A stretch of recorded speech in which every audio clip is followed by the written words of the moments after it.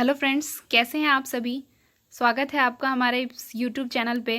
तो आज हम देखने वाले हैं आपके सामने कि हिंदी के कुछ चैप्टर्स जो कि हमारे एग्ज़ाम में बहुत ही ज़्यादा इम्पॉर्टेंट होते हैं, जो भी एग्ज़ाम में अगर हिंदी आता है तो।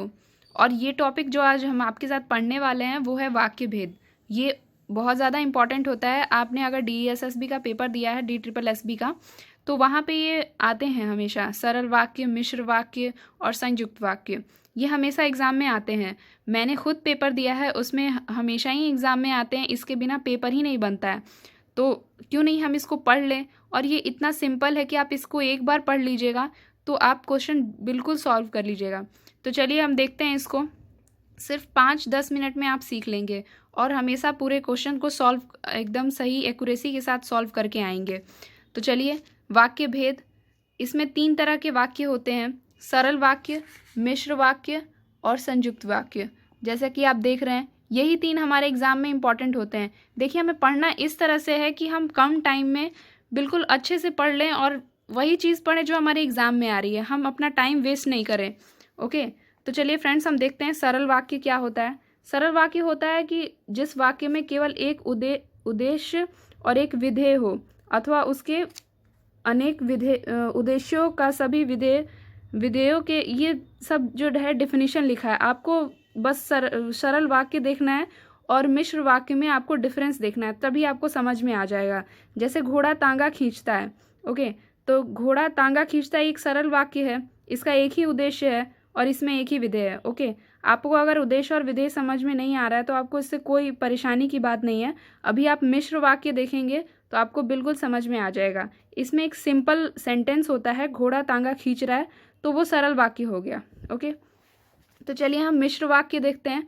मिश्र वाक्य, जिस वाक्य में सिंपली पता है क्या, कि अगर लगा होता है ना, तो हम उसे मिश्र वाक्य कहते हैं। अगर एक सरल वाक्य और एक उपवाक्य, मतलब ये 2 सरल वाक्य एक साथ जुड़े रहते हैं की लगाकर बीच में, तो उसे हम मिश्र वाक्य कहते हैं।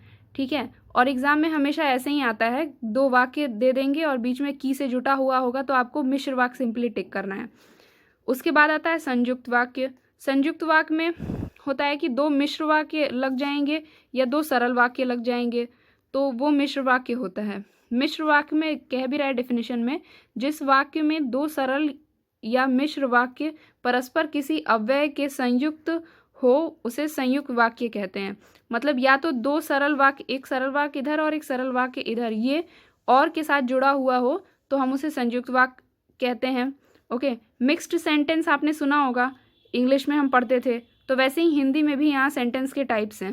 ओके, और यहाँ सरल वाक्य मिला है और मिश्र वाक्य मिला है, ये इसलिए से जुटा है, तो हम इसे संयुक्त वाक्य कहते हैं। देखिए यहाँ पे एग्जाम्पल दिया, श्याम माखन चोर है, इसलिए जब भी मैं ढूंढती हूँ वह कहीं छिप जाता है। तो ये अपने आप में ये वाला सेंटेंस एक मिश्र वाक्य है कि जब भी मैं कहीं ढूंढती हूँ वह छिप जाता है। ये इसमें भी 2 सेंटेंस है, जब भी मैं ढूंढती हूँ वह कहीं छिप जाता है, ये तब से जुड़ा हुआ है, तो ये अपने आप में एक मिश्र वाक्य है। और मिश्र वाक्य और सरल वाक्य मिलके एक संयुक्त वाक्य बन। तो फ्रेंड्स, इस तरह हमने संयुक्त वाक्य भी देख लिया कि एक सरल वाक्य और एक मिश्र वाक्य दोनों जब अटैच होंगे इसलिए से, तो हम उसे संयुक्त वाक्य कहेंगे। तो सिंपली हम रिवाइज कर लेते हैं। 3 तरह के वाक्य पढ़े हमने, एक सरल वाक्य, एक मिश्र वाक्य और एक संयुक्त वाक्य। इंग्लिश में हमने पढ़ा था कि सिंपल सेंटेंस और ये मिक्स्ड और ये कॉम्प्लेक्स सेंटेंस, ऐसे हमने कभी बचपन में पढ़ा हुआ था, जो कि अब हमें शायद ही याद हो। तो सरल वाक्य सिंपल एक सेंटेंस होता है, जैसे यहाँ भी लिखा हुआ कि श्याम माखन चोर है, तो ये सिंपल सेंटेंस है, इसमें कोई की नहीं लगा ना, इसलिए लगा, तो हम इसे सरल वाक्य, अगर एग्जाम में ऐसा सेंटेंस आएगा तो हम सरल वाक्य मार देंगे। ठीक है, टिक मार्क कर देंगे सरल वाक्य को। अगर मिश्र वाक्य आता है तो वो हमेशा ही की से जुटा हुआ होगा। ओके, तो हम उस समय मिश्र वाक्य टिक करेंगे।